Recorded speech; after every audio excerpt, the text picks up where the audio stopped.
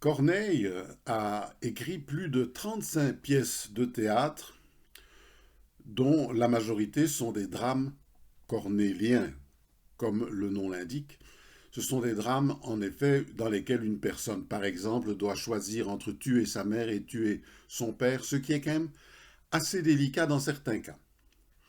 De ce grand auteur, j'ai retenu un court texte qui s'appelle Le jugement de Corneille sur le sonnet d'Uranie. Alors, de quoi s'agit-il? Eh bien, à cette époque, en France, les poètes faisaient l'objet de concours de popularité. C'était à qui avait écrit le meilleur sonnet.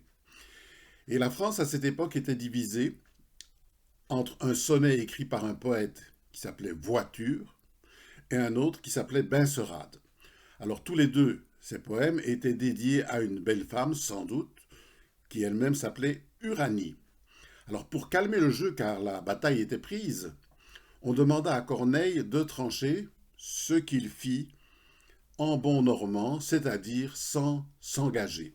Voici donc une merveille de diplomatie, voici le jugement de Corneille sur le sommet d'Uranie, sur le sonnet d'Uranie.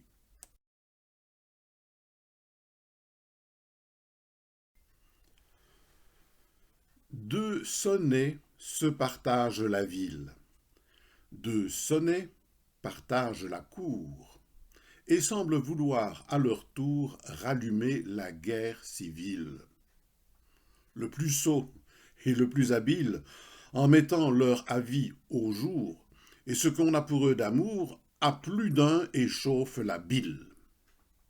Chacun en parle hautement, suivant son petit jugement. Et s'il faut y mêler le nôtre,